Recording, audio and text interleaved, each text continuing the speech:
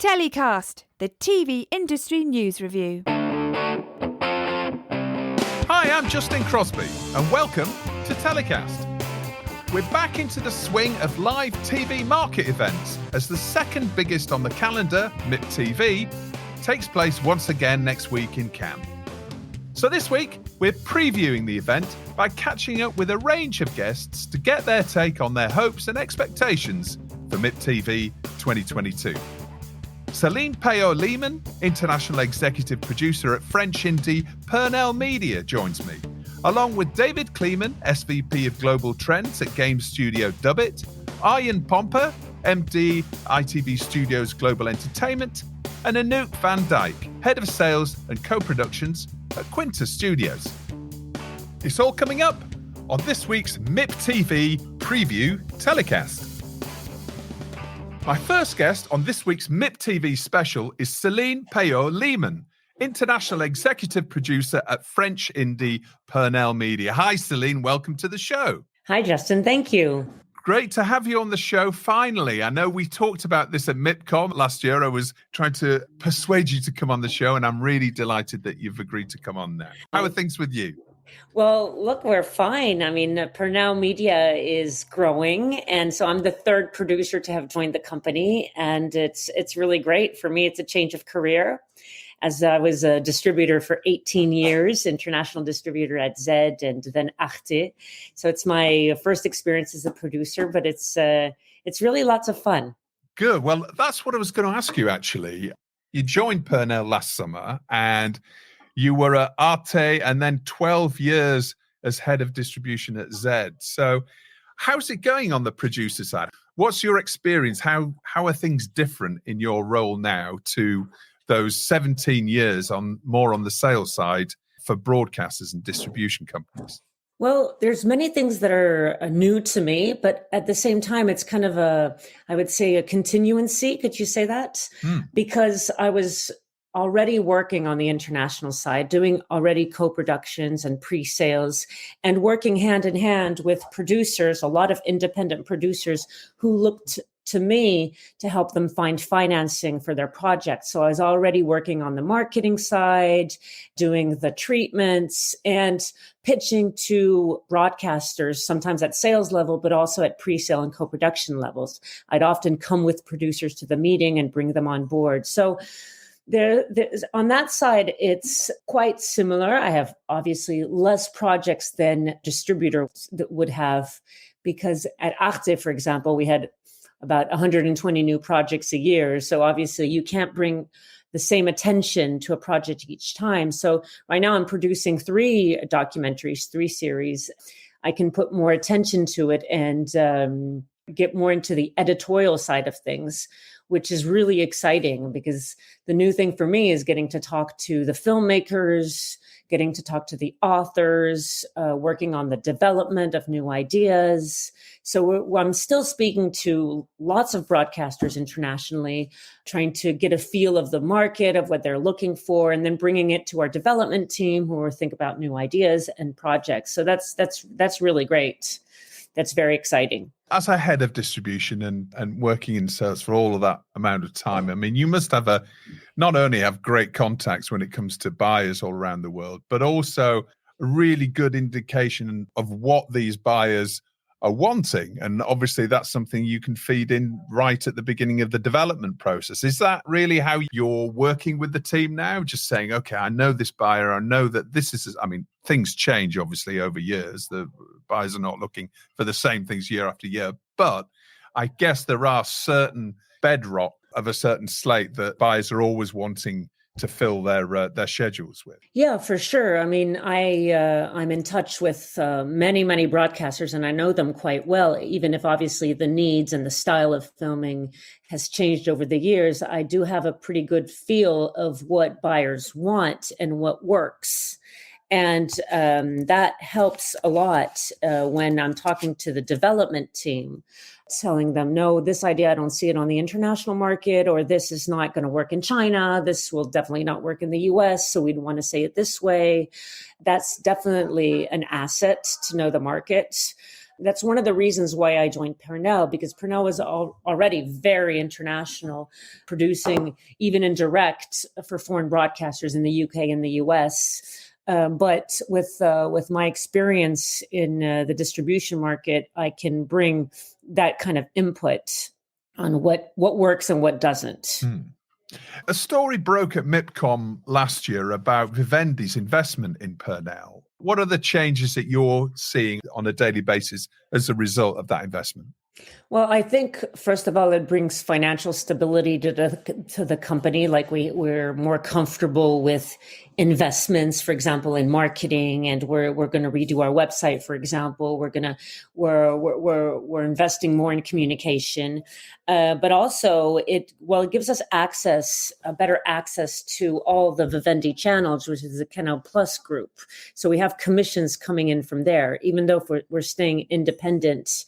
We still have a choice over what we want to produce or not, but it gives us more money to invest, I would say. And also it gives us better access to the Canal Plus group, which is wonderful. Now, I'm sure you've got a number of projects in development, as every great producer does have. And I'm sure there's lots that you can't talk about as well. But I gather you're moving more and more into natural history, as well as, a broad range of various factual formats that you've had in the past. But natural history seems to be a relatively new genre for Pernel. Yes, well, actually, I worked a lot of natural history, especially when I was at Z. So I know the market quite well. And Pernel had already produced a few natural history documentaries before I got here, one on the hamster, another on the vulture. I am developing and actually producing right now a series of natural history. One of them is called Butterfly's Superhero of Nature, for which we signed with Arte when I arrived in September. We signed, it was actually quite quick. They loved the idea. It's a 3-part series plus one blue chip one-off on the superpowers of the butterfly. So it's looking at how the butterfly, which is an animal that we deem as fragile and ephemeris and short-lived and very beautiful, is actually a superhero of nature. And there are over 100,000 different species of butterflies all around the world. And we're looking at how they manage to conquer the planet. So we're looking at 3 superpowers. One is the superpower of flight with their wings and the fact that they can travel for some thousands of kilometers. We're looking at one that's going from Northern Europe all the way to Africa and how it can do that. Another is the superpower of transformation, the fact that the butterfly is a metamorph. So it goes obviously from caterpillar to butterfly, but also some butterflies can transform during their life to hide from predators or to be able to survive some extreme conditions and things like that. And the third superpower is the superpower of resilience, the fact that it's extremely resistant to extreme weather conditions such as cold. Some butterflies can survive to minus 20 degrees. So we shot up in Sweden where there's a butterfly who has this kind of like anti-freeze gel in its body. So that's very exciting. And yes, since we're looking at the superpowers of the butterfly, we're going to be inspired visually by the pop culture model of the Marvel, of the superheroes. So giving our show a little bit of a very modern feel, a pop culture feel in the writing we use, and some pop culture influence in that. All right, so it's really looking again at the natural history genre through a slightly different lens and presenting it for a younger market. Would that be fair to say? Yeah, exactly. I mean, the idea is that since Arte is more and more on the web and on digital, they want to reach a younger audience. So we're going to be doing something quite fun. The idea is to we're staying in natural history, so it's serious and it's science. But in terms of style, we want to give it kind of a pop culture feel to attract a younger audience. Exactly. I'm assuming you're going to be presenting this to international buyers at MIPTV as well in a week's time. Yeah, well, definitely. Well, actually, we signed a contract with Off the Fence, who's our distributor. So they're going to be looking at finding financing and finding buyers already at the market. We're talking about MIPTV, and this is our MIPTV special. So MIPTV, it's the first market event for 3 years and the first in its new format, which will obviously be familiar overall to people who came to MIPCOM last year. What about your hopes and expectations for the market? What are you expecting to see down in Cannes? Well, from MIPTV, I really want to meet as many buyers as possible. And it's so exciting to be back. I feel also people are extremely happy to be back in Cannes. And so many people were very willing to meet us and to hear about our new slate and our new development. So we're there to present what Pernel is producing right now, what the different genres we're doing. So like you said, we're developing natural history. So that's something that's quite new to Pernel, but also we have some ancient history and some science. And so really what we're looking to do is to meet partners for pre-sales and co-financing. As you say, it's been a little while since people have come together. I mean, I was at Series Mania last week on the scripted side, and really did shine through how people were delighted to be seeing each other again. And I'm sure that's going to carry through for MIPTV as well in Cannes. And it also looks like it's going to be sunny as well.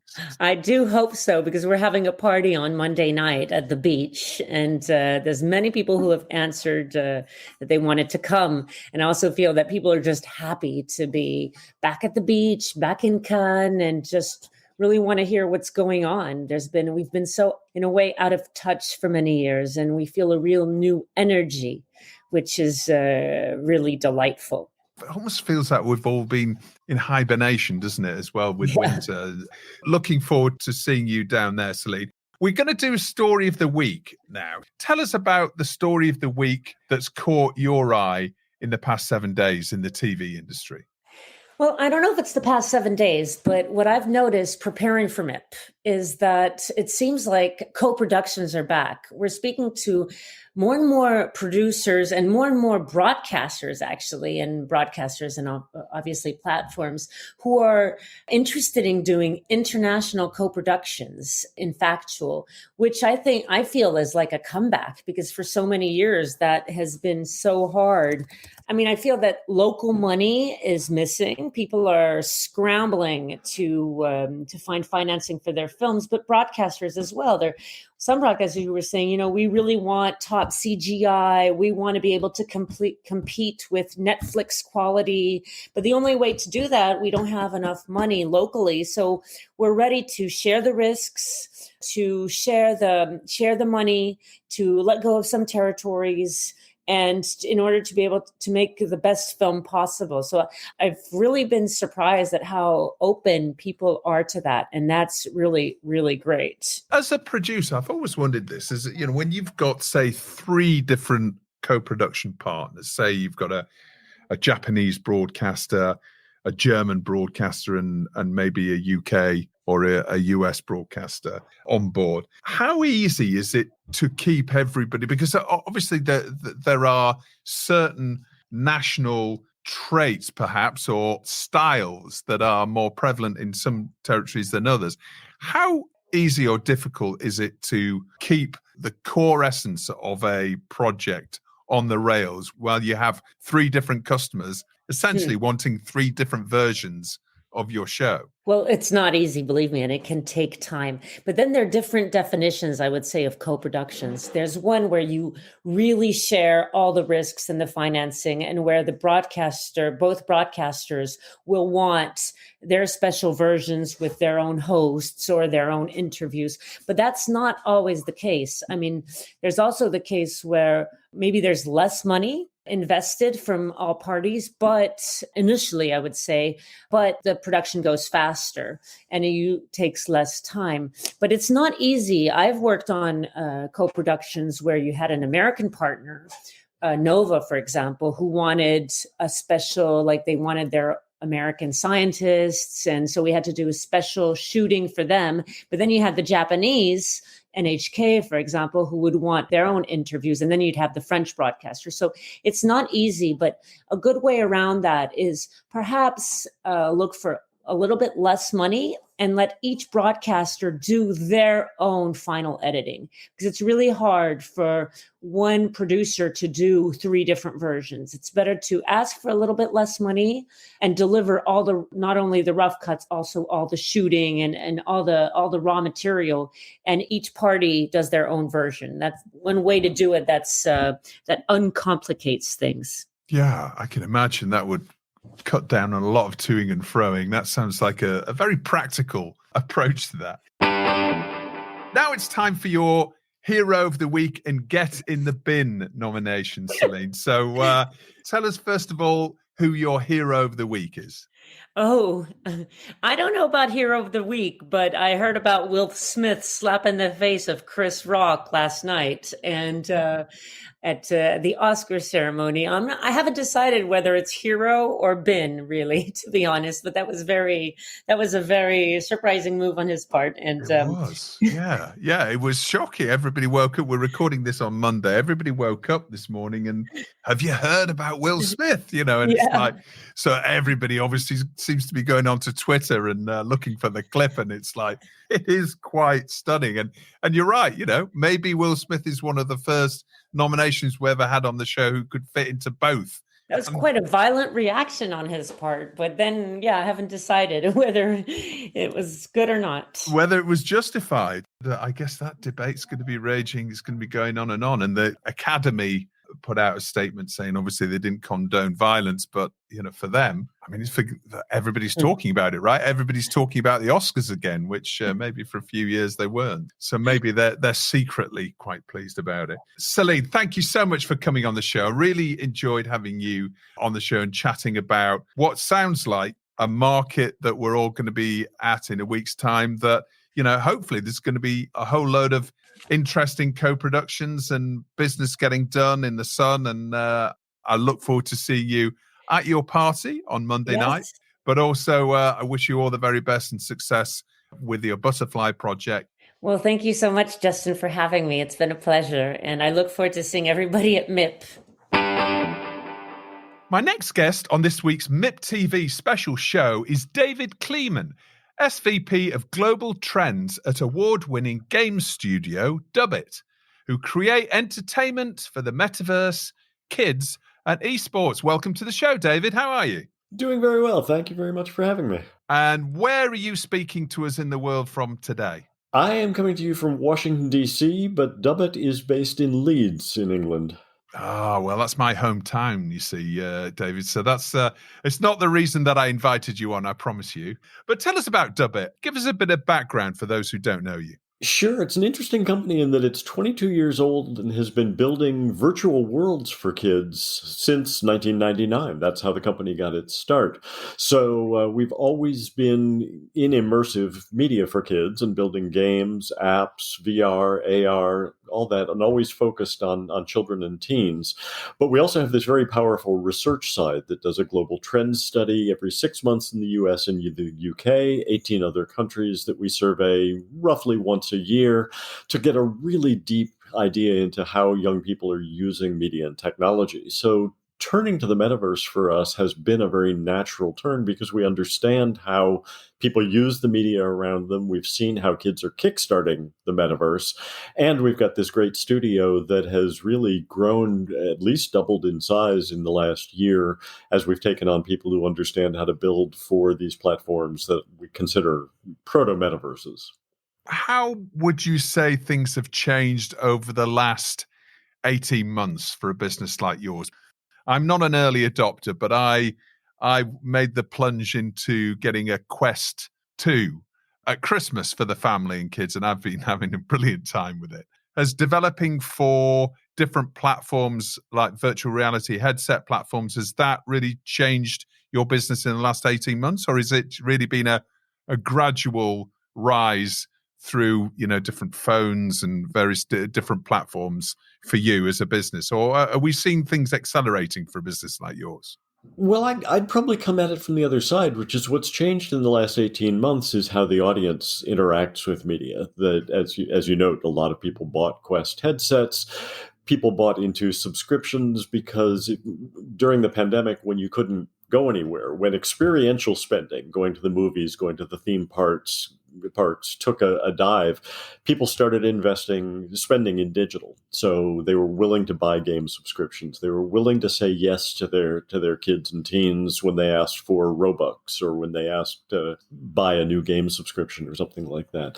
The way we talk about it sometimes is down in the corner went up on the server as young people couldn't be with their friends in physical space, they turned to digital space. That really opened the door for us to expand from building sort of more traditional games and apps into the places where people were spending their time, Roblox in particular. That's where we've probably been doing the most building in the last year, and we're starting to expand into other platforms like Core. I also read on your website that you're about to launch, or you have launched, maybe you could bring us up to date on it, the first esports league in the metaverse. Tell us a bit about that. You know, for an old person like myself, I've been in children's media for 35 years. This is a wonderful thing to see coming because it's almost like Saturday morning TV. It's in the metaverse. So what we're doing is most esports is watching the professionals play, watching the people who are the best at their game.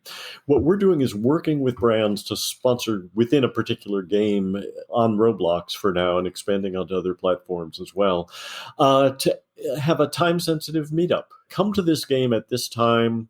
We're all going to be playing together. We've got essentially a DJ or an influencer there who's going to keep things lively, keep things moving. And you can win Robux for being the best in a game, but you can also win Robux just for being there. So it's really like having a time-specific gathering place for children and young people to come together. And when I say young people, I think we're reaching up into the young 20s as well. Roblox has become a platform for a really wide age range, but it's everybody plays, everybody has a great time. Let's just touch on Roblox for a second, because that's not something we've focused on up to this point on TellyCast, and we've seen it become a real phenomenon. Now, for those who listen to the show who aren't kids TV and kids industry experts, can you just give us an overview of what Roblox is? Because obviously everyone's heard about Fortnite and how successful Fortnite was and a lot of the real virtual events that were happening within Fortnite. Roblox seems to have come from nowhere. Tell us a little bit about it and why it's so popular. It's one of the most interesting 15-year overnight successes you'll find. That Roblox has been around for a very long time, but it really was only in around 2019 that it started to hit its stride and become the kind of behemoth that it is today. It's best to think of Roblox as the YouTube of games, that it is not a game, it is millions of games. And like YouTube, some of them are professionally made. A lot of them are made by by users on the platform. There are almost 2,000 Lego games on Roblox, none of them created by Lego. In the first month after Squid Games debuted on Netflix, there were 100,000 Squid Game games on Roblox. And Netflix has said, that's great. This is, usually IP owners protect their IP and don't want anyone touching it. And in this case, Netflix has said, this is wonderful. We are seeing how our fans want to interact with our brands. Lego, the same. We're going to watch and make sure that it's not outside the bounds of our brand. We don't want anyone doing something that we wouldn't approve of. But we also get this amazing insight into how people want to play in the digital world with Lego. So there are millions of games out there. You can play one game, you can play hundreds of games, you can make a game, you can just hang out with your friends if you don't want to play a game. There are waiting rooms throughout Roblox where you can just go hang out. It's got an economy with Robux. Robux has now become the number one thing kids spend their pocket money on. So it is a proto-metaverse in that you can do all these different things on a single platform. Do you need a headset to access Roblox? Nope, not at all. Some of our listeners will be saying, what a stupid question. We're all over Roblox, but, perhaps others aren't. So for me, I haven't experienced it. But what I will do after this show, I'll go and have a look and maybe put a link to Roblox in the episode description so everyone can go and have their own go on there. Have a play. Yeah, exactly. So your giving a presentation, aren't you? We're talking about MIPTV. You're going to be at MIPTV and you're giving a presentation called What Role Will the Metaverse and NFTs Play in the Future of the Content Industry? This is a perfect subject to discuss because obviously this has really become front of mind, I think, for everybody. And it's great that MIPTV is really focusing on these future-facing trends and issues. Without giving us any spoilers, can you give us a few teasers on what attendees to your presentation will learn? Well, I think as you've said, a lot of people are new to the metaverse, are new to this idea. They're reading about it everywhere. And if there are 100 people talking about the metaverse, there are 110 different definitions of what it's going to be. The one spoiler I will give you is it's not here yet. And I'm going to start the talk by saying it's not here yet. And what that means is that we have the opportunity to shape the metaverse in the way that we want it to become. We don't have to take what we get. We can really build it to be what we envision for it. So I always figure if I talk about it in the ways that it can be a wonderful space for young people, then that's going to put in people's minds how to build that wonderful space for young people, as opposed to it becoming just a commercial marketing space or just only run by Meta or the biggest companies. But because there are so many different ways of approaching it, I think there's a range of feelings in the television industry of, is this something I should be scared of? Is this something I should be leaping in with both feet? How do I approach this? We saw exactly the same thing when the internet came along, is people saying, television people saying, oh, is this going to replace me? Is this an opportunity for me? So my talk will really be around helping youth television brands understand what the metaverse is all about, why we see kids and youth as the natural audience for it and the ones who are really helping to shape it right now, and then how to think about your brand as a television IP owner in the metaverse, where it can fit in, and the idea that you don't have to be Apple, Amazon, Netflix, Meta-sized brand in order to play in the metaverse. We are working with very big and very small brands to do short-term activations, to do event sponsorship, live event sponsorship, to build a game that you want to stay there for a long time, or to build something that you just want to kind of intrigue people about your brand and then come around and find it on television. You mentioned something earlier on. You said that Roblox was the proto-metaverse. What did you mean by that? The metaverse really isn't here yet in its complete state. Roblox has many of the elements that a metaverse will have. You can do a lot of different things. It lowers friction barriers for its users to moving around, to moving from place to place, to doing different kinds of activities. It's got a functioning economy within it. You can play, you can build. It's a creative platform as well as a consuming platform. But in the end, it's just Roblox. It is within its own world. What we're seeing as we move forward to the actual metaverse is connections among different worlds and platforms. It makes no sense to a young person why, if I buy Premier League outfit in Minecraft or I can't wear it into Roblox. I can't take it with me into Fortnite. That just makes no sense to a kid. What we see as the actual metaverse is lowering those barriers to taking the things that you own from place to place. And that's really where the blockchain comes in, that if I buy something in Roblox, it's documented that I bought it there, and that will help me take it into other platforms.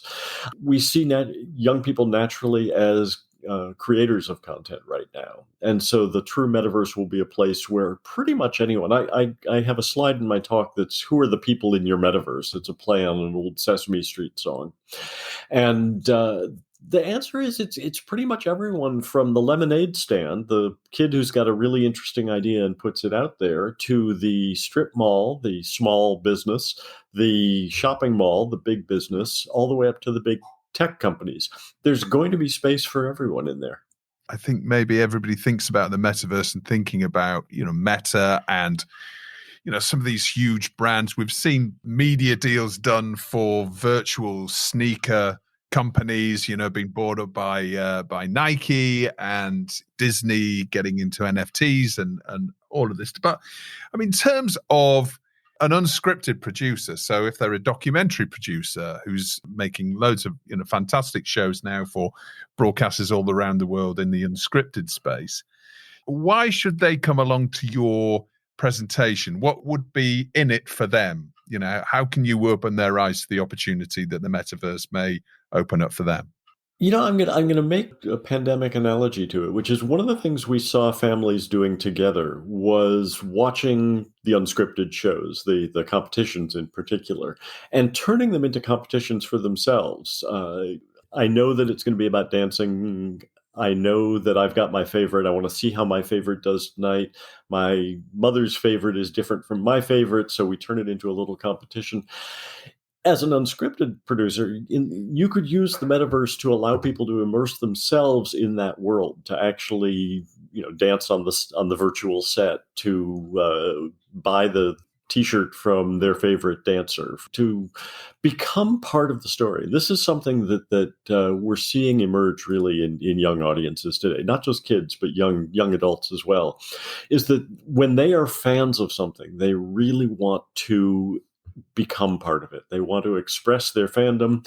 They want to feel like they're being listened to as well. So this concept I talked about of Netflix saying it's great that people are playing with Squid Game because they are showing us what the fan of this series wants it to be like. And we have the choice at that point to accept that and build it into the future video series, television series, or to say, no, that's not quite right, but we can accommodate it in these other kinds of spaces.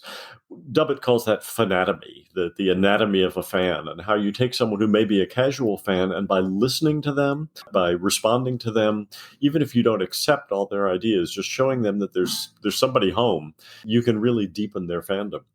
The last question I've got, because as I say, I don't want to dig too deeply into your presentation at this point and spoil it for anybody, but how should one envisage the metaverse, if you like? Because there is an assumption, like it was a question I asked earlier on about, do you need a Meta Quest headset to access the metaverse? Are we talking about a series of online worlds that are all connected, and you can come in with a headset, but equally I'm at home with my laptop and I can access various different parts of the metaverse from where I am? How should one picture this visually, if you like? That's exactly it. I think people have two different imaginations about the metaverse right now. One is that it's all virtual reality and you need a headset, and that's not the case.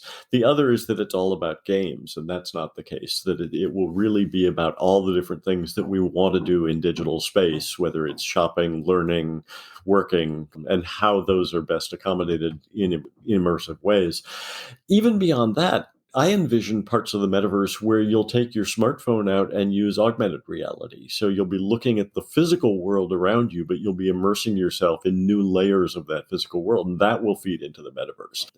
As I say, I may buy a Premier League jersey inside Roblox, but maybe I can also have the physical jersey delivered to me at home so that my avatar and myself can be identically dressed. So it really is across all the different platforms that we use right now, and some that will emerge, and engaging the physical world as well. David, it's going to be fascinating to see your presentation. Where and when is it?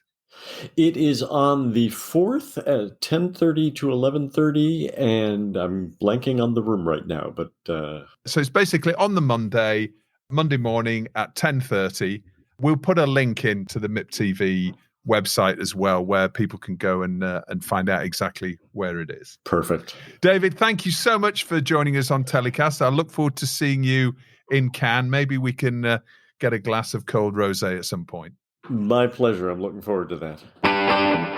My next guest on this week's MIPTV special preview show is Arjan Pomper, MD of ITV Studios Global Entertainment. Welcome to the show, Arjan. How are you? Thanks, Justin. I'm great. Thank you very much. Happy to be here. We're all scrabbling to get the last minute things done before we all board our planes or our trains towards Cannes, down to MIPTV. How are things with you? How are you finding things at ITV Studios at the moment? Are you finding business building and intensifying as we move further into the year? Yeah, well, just like you said, I mean, people are just sort of are keen to go to the markets again. We felt something like that already at the London screenings, but it's exactly the same now with the MIP. Some last minute bookings, some internally from colleagues saying, "I really want to go because I heard clients going," and clients saying, "I heard that you are going, so I'll be going as well." So everyone is excited. So that's good. We've been locked up for about 2 years, and well, this is the result of it. So that's good.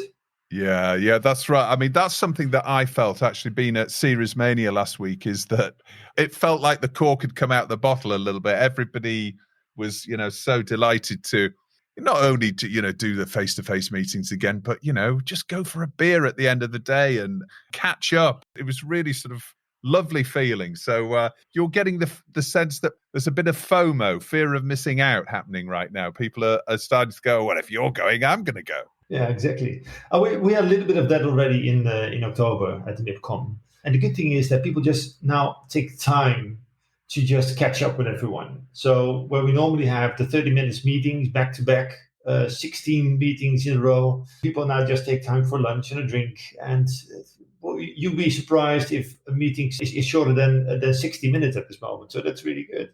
And the other result is that at the moment that, I had a kind of an interview some time ago, and I said, my expectation is that there will be a kind of an explosion of creativity briefly after the lockdowns that we've all been suffering from.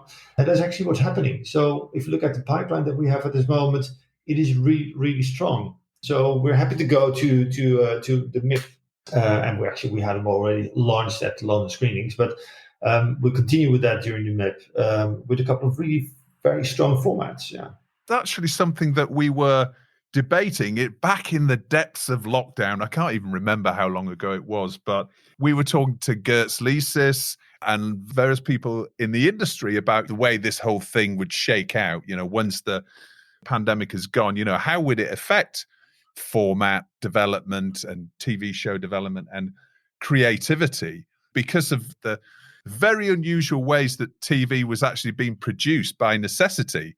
You're seeing many more creative kind of formats that were perhaps born out of necessity.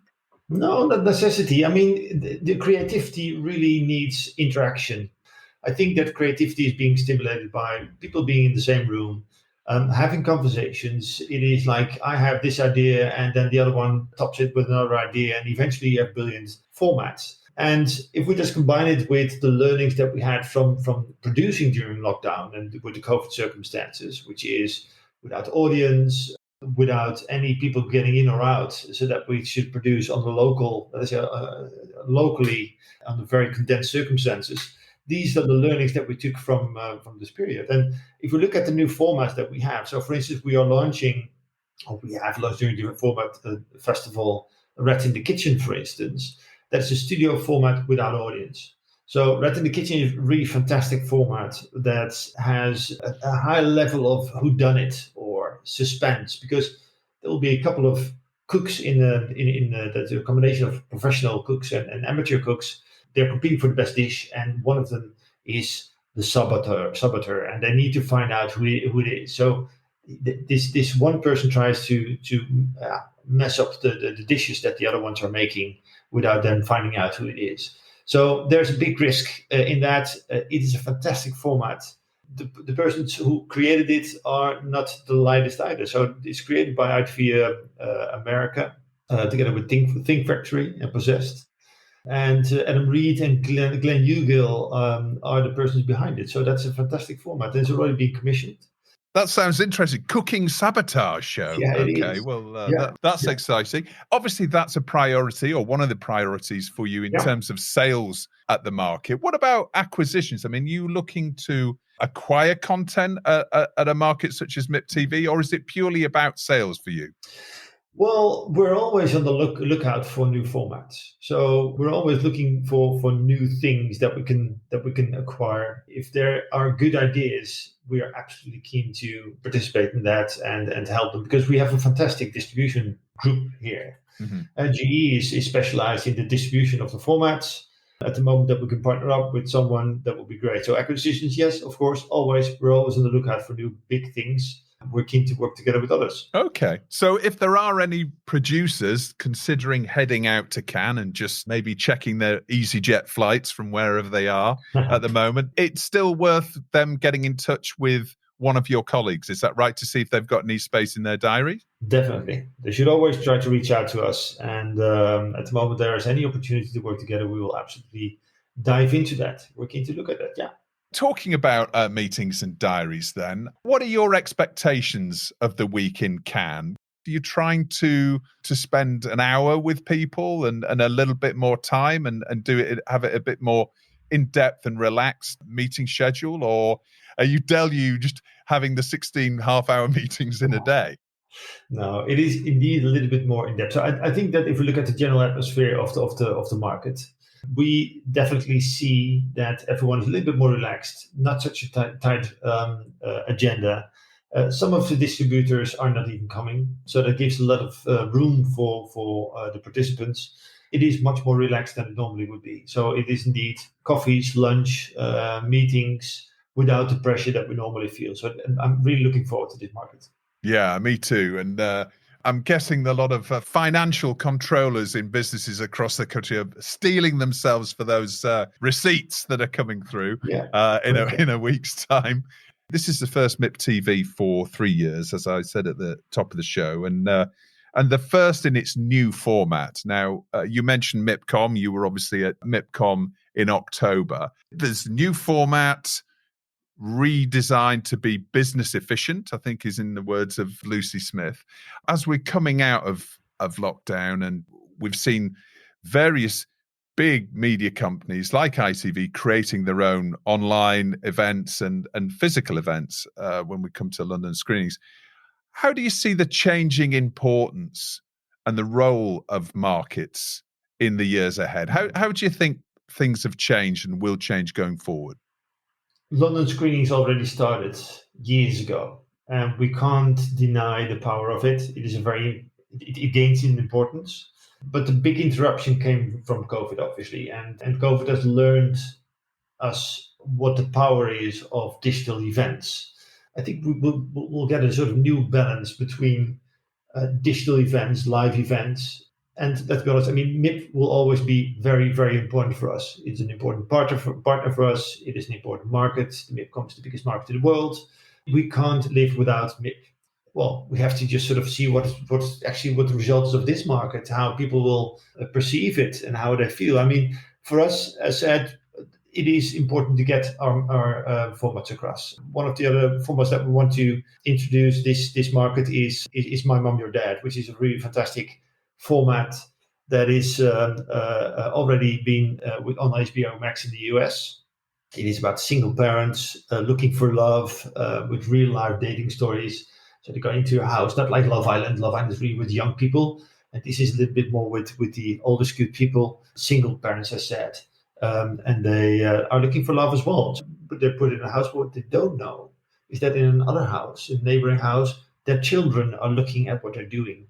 So that gives a really interesting situation, because they witness all the conversations and all the situations in the other house where their parents are. And eventually they can even influence certain things. So that's a fantastic format, really beautiful. And you can only tell this story at the moment that you have a good moment to interact with your clients. That's why we need MIP. That's why we need digital events. That's why we need the big events, just to have this interaction and talk about Rat in the Kitchen, talk about My Mom, Your Dad. And even if you look at The Voice, that is, as we call it, the gift that keeps on giving, it is the strongest format in the world. And we now have a new spin-off with The Voice Generations. It is highly emotional. We have already produced it in Australia and Lithuania. It scored excellently, so that's really fantastic. We're talking about those kind of formats. Rat in the Kitchen, My Mom, Your Dad, The Voice Generations. You have to have a conversation with them. You can't just pick up the phone and just call them, okay, you want to have it. They have to see it, they have to feel it, and hear the story behind it. Because behind every format or every new idea, there's a story. And that is something that is specifically, if you talk about My Mom, Your Dad, and The Voice Generations, it is about emotion as well. So that is something you can only get across when you have a personal conversation with your clients.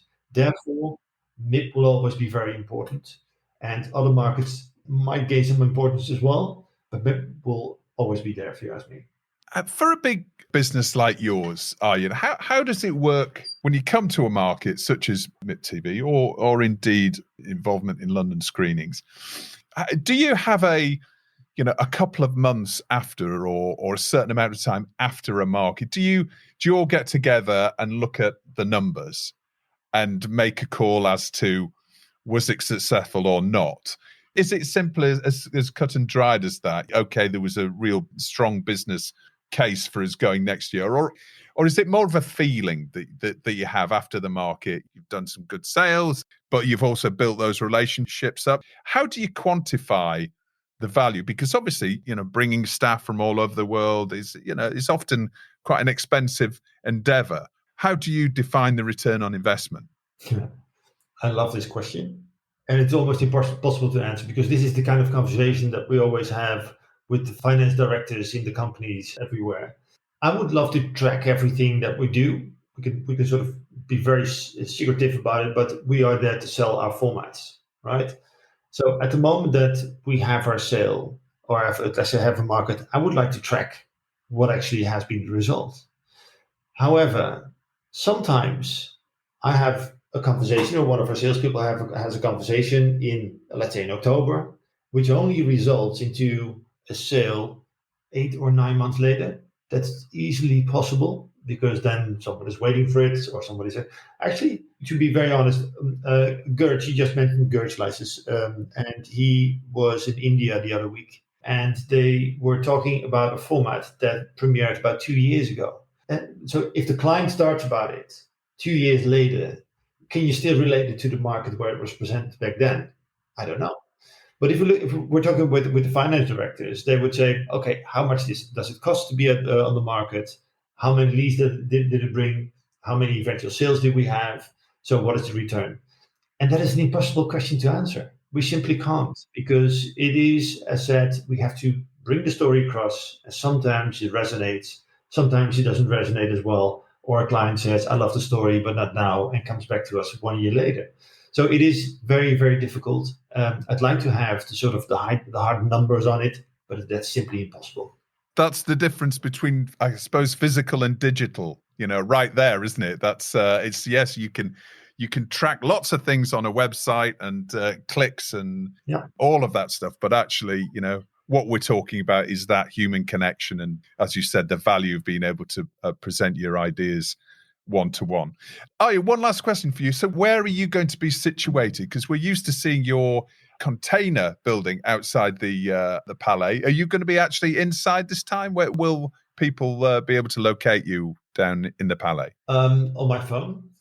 And so we're in and out of the Palais. So we have definitely, we do have access. We have many appointments already that are in the agenda, but there is always room for a last minute appointment. So if anyone wants to reach me, they can reach me by email or by phone. Just reach out to me and we'll find time. That's the beauty of this time's market, that we can do. We're just simply flexible. We have to be flexible. We are flexible. Most of the time results in good conversations and not restricted by the clock, so to say. Very good. That's the way it should be, isn't it, really? Okay, thank you so much for coming on. Great to have a quick chat as the clock's ticking towards our flights to Cannes. So I'll maybe stop by and say hello at some point on the stand. We'll have the return of Gert Leases, who was a regular contributor right at the beginning of TellyCast 2 years ago. So it'd be great to have him on the show and have a chat, see how he's doing. Yeah, well, thank you for having me on the show. It was a pleasure. Hopefully see you in Cannes this time. My final guest on this week's MIPTV preview show is Head of Sales and Co-Productions at Quintus Studios, Anouk van Dijk. Anouk, how are you? Welcome to the show. Thank you. I'm very well. How are you? I'm all right. Yeah, I was just saying to Arjan that there seems to be getting more and more work coming in. It's being compressing into a smaller and smaller amount of time before I leave. I actually fly on Friday to Cannes for MIPTV. How are you finding your run-up and your preparations for the market? Because you're a regular, aren't you, at MIPTV? I am by now. Yeah, I think I am. I was there in October as well. The running up is going really well. A full schedule. I think we're ready. We had our last team meetings yesterday to prep. Ready to go. Almost. Okay. I saw that you've announced your MIPTV slate. So that's obviously always an exciting thing to do. Do you want to tell us a little bit about what your priorities are when it comes to the week in Cannes or the few days in Cannes? What are your biggest hopes in terms of your shows that you're taking to the market? I have two hats, so to say. I'm working on the finished sales content. And in that case, we have a few new shows, a new series of one of the productions that we do is Behind Bars. The third series is almost ready, and we're focusing on that one. But also we take two titles from the new German channel Bild to the market. And this is crime series coming from Germany, focusing on international cases. So that is a very interesting series, My Biggest Case. And then we have the Quintus originals, which is, I think, our co-production side is the main focus at the moment. The title that was just announced today in C21 is Crisis in Cocaine Valley. It's a co-production for FD channel, focusing on the Peruvian Andes, and which is named after, like, the Cocaine Valley. It's named after because of the whole society basically being dependent on the cocaine production, which is an interesting title to see how that is working, how they fight crimes and at the same time try to save their economy. And we're working on a really interesting series with Middle Child, a UK producer, a new partner from us, The World's Most Dangerous Rescues. We are working on that. And there's a few more series that come from our co-pro club that we had last month.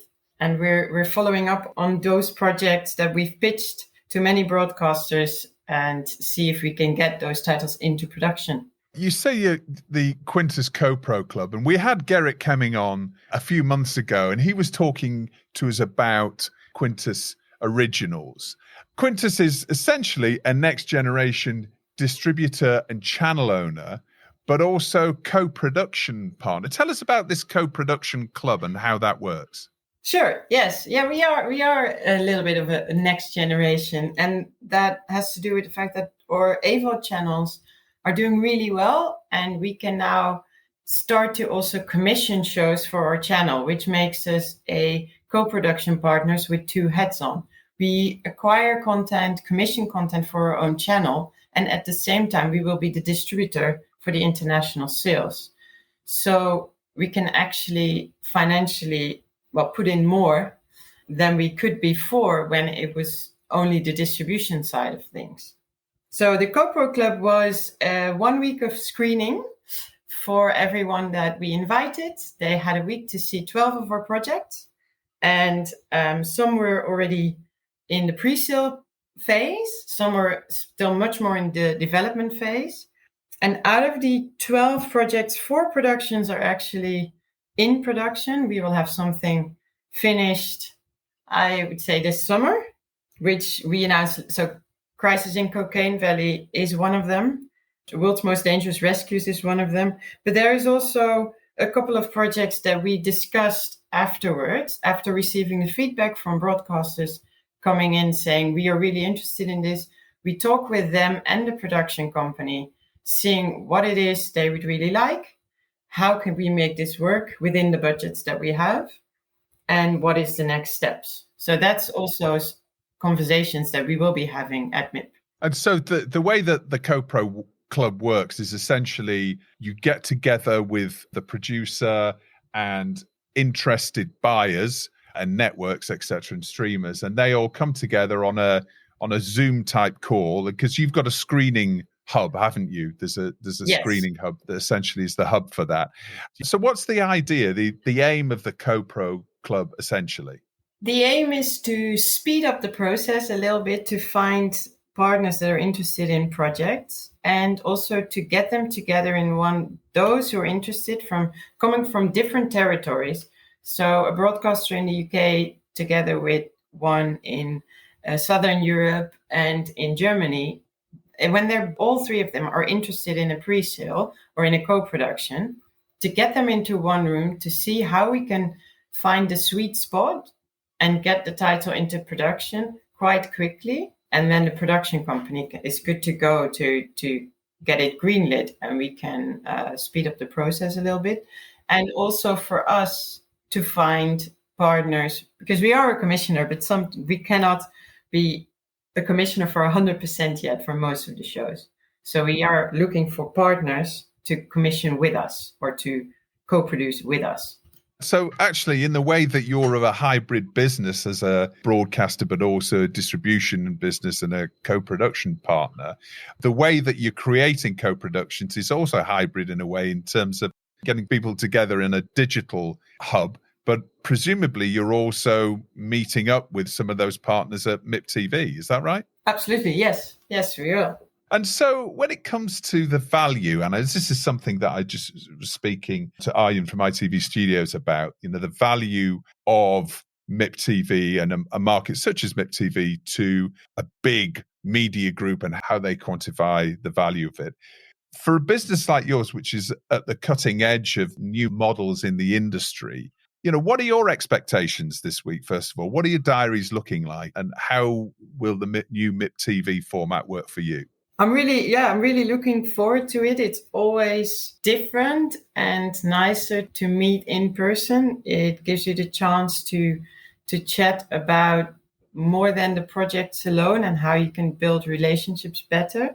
The schedules, I think we're going with 4 people. And this is the first time Quintus Studios is going with so many of us. And all of us have really full schedules.